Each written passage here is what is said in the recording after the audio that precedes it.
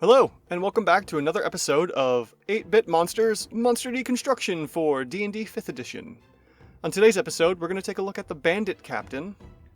The Bandit Captain can be found in the Monsters Manual on page 344.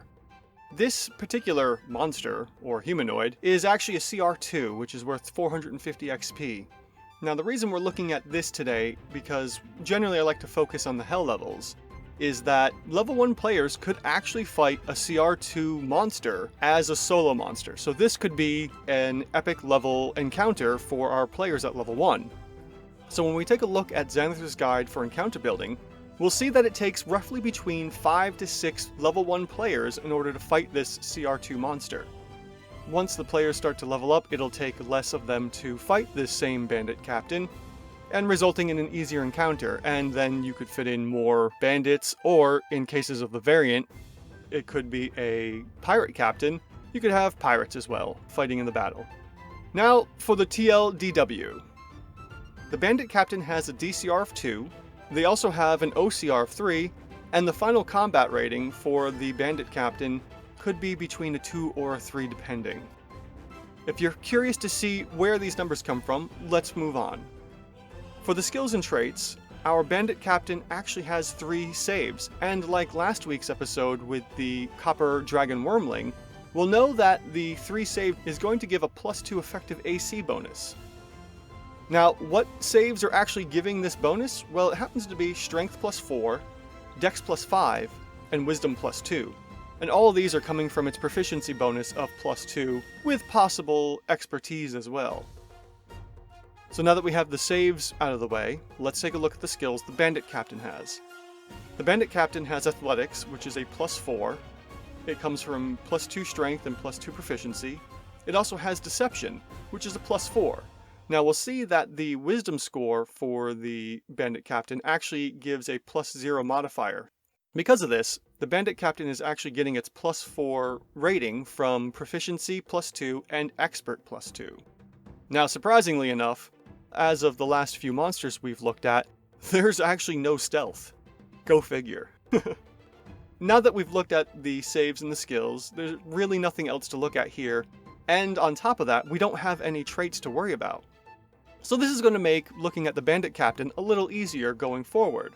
And since we're done with this section, let's jump right into the DCR.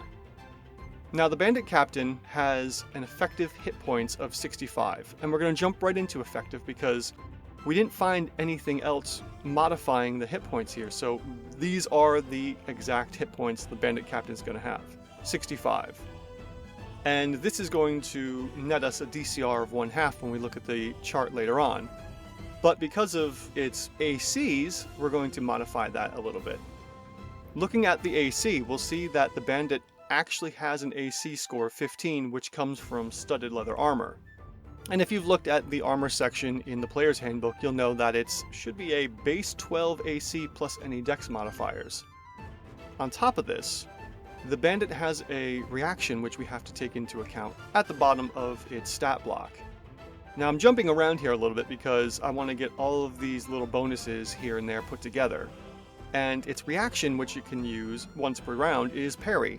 Now Parry allows you to add in the proficiency bonus for 1 attack every round, which is pretty handy. And because of this, the Parry is going to give our Bandit Captain a +1 effective AC bonus as well. Coupled with the saves from its skills and traits section, we're going to add a +3 effective AC bonus to the 15 it already has naturally. So now that we've established that it has a +3 effective AC bonus, we're going to bump its actual AC up to an effective AC of 18. Now, let's take a look at the chart. As I stated before, the effective HP is 65, and we find that on our chart, we'll see that it nets us a DCR of 1/2.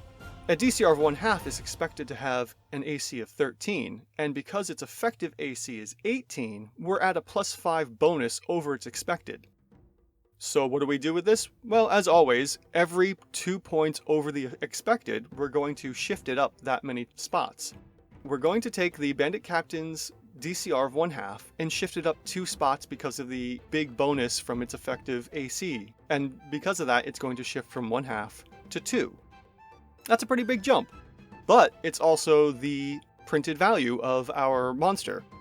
Again, this is a little shocking. Usually it's a little imbalanced, where, like I've said before, the DCR is lower and the OCR is higher.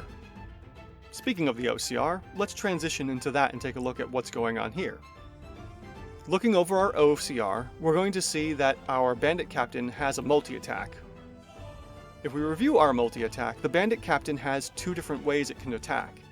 It can either make 3 melee attacks, 2 scimitar swings, and 1 dagger, or it can make 2 range attacks throwing daggers. Now, the funny part about ranged weapons and monsters is that they never really say how much ammo they have, so I would assume that they have an unlimited amount and then just kind of work it out in the end. It'd be really amusing if the Bandit Captain ended up throwing, 25 daggers, and then all of a sudden the dagger belt only has spots for, 5 daggers. It's like, where do these daggers come from? I don't know. Where do the bullets come from in the movies? No one's counting. Okay, we've established the multi-attack, and we're going to break down the weapon attacks now. Luckily, both of our weapons have the same attack bonus.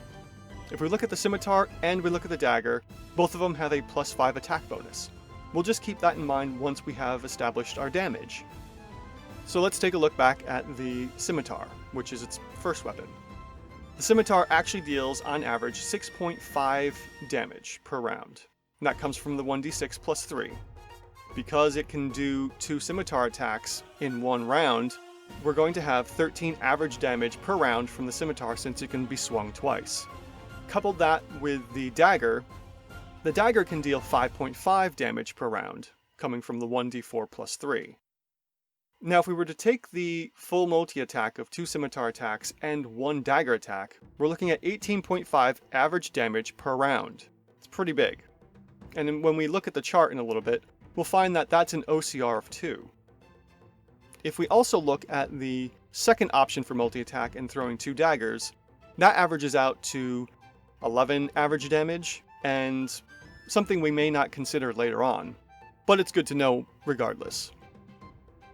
Now that we have our damage from our major attack, let's take a look and see what it looks like on the chart. 18.5 damage per round is going to net us in the OCR of 2. That's pretty big. Now we're going to modify that by looking at the effective attack bonus of +5. Seeing that an OCR of 2 is expected to have an attack bonus of +3, we have a difference of +2 over the expected. Because of this +2 overage, we're going to shift our OCR up only 1, and this shifts us up from 2 to 3. Not a huge shift, and actually when we look back at the DCR of 2, this Bandit Captain is actually, so far, it seems pretty balanced. But let's take a look and see what the numbers come out to in the final combat rating. Looking at the final combat rating, we're going to take our first multi-attack option of 2 scimitar attacks and 1 dagger attack.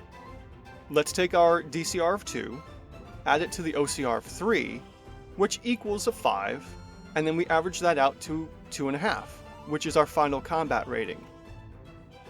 We've gotten back to this whole tricky section of, do we follow D&D's rules of always rounding down? Or do we follow mathematic rules and round up? In my opinion, especially since it's a 2.5, I would suggest rounding up and following mathematical rules, which would net us a 3 for the final combat rating. I would lean into this more likely because, generally speaking, the monsters are going to be doing more damage anyways. So I would believe that the final combat rating of the 2 scimitar attacks and the 1 dagger attack is going to net us a CR3 monster. Okay, so the last final combat rating was for 3 full rounds of 2 scimitars and 1 dagger. More than likely, our Bandit Captain could potentially throw 2 daggers first, and then get into some scimitar and dagger attacks. What does the final combat rating look like for that? Well, it would be a combination of 1 ranged round and 2 rounds of full multi-attack. So, in essence, the final DCR would be roughly around a 2 for the DCR, plus an OCR of 2.67, which equals out to 4.67, and then average that out to 2.33, or rounding down mathematically and D&D wise to a final combat rating of 2. We found our printed value if the Bandit Captain throws some daggers first on the very first round of combat and then rushes into combat and starts swinging its scimitar and its dagger. Sometimes that works out, sometimes it doesn't. Really depends on the DM, playstyle, what's going on in combat, Who knows, maybe the Bandit Captain's just kind of hanging out in the back and chucking daggers. But anyways, that's a potential. But the first final combat rating was for the best case scenarios. So let's take a look at the notes and see what might be going on here for this slight overage. The bulk of this is going to be the OCR damage output. It's going to depend highly on whether or not the Bandit Captain is in range or in melee. Like I mentioned prior, if the Bandit Captain is just stalking around the outside of the combat and throwing daggers, well, that's not going to be a whole bunch of damage, which could net us a final combat rating of 2 and being the printed value. If the Bandit Captain rushes in and starts using all of its action economy, it's going to be higher outputted damage, and this Bandit Captain is going to be a CR3 monster instead of a CR2 like it's printed. One last note is the final combat ratings being slightly higher than expected because of the average damage output. Again, it really depends on whether or not the Bandit Captain is in melee or in ranged. Nothing major going on there. Lastly, is the Bandit Captain balanced? I'd say yes. I'd say this humanoid is extremely close to the printed value of 2, and it really depends on whether or not you follow D&D's rules for averaging or not, and the overall damage output. This is a fairly well-balanced monster. There's nothing I would modify here, and I would pretty much just leave it as it is. In the end, it really depends on what happens in the game and what's going on, because you could have all sorts of factors going on that could lead to utter chaos in the game. It's too hard to calculate because of the randomness of the dice. I hope you've enjoyed this episode of 8-Bit Monsters Monster Deconstruction for D&D 5th Edition. I hope you join us again next week, where we explore another monster and deconstruct it into its barest parts.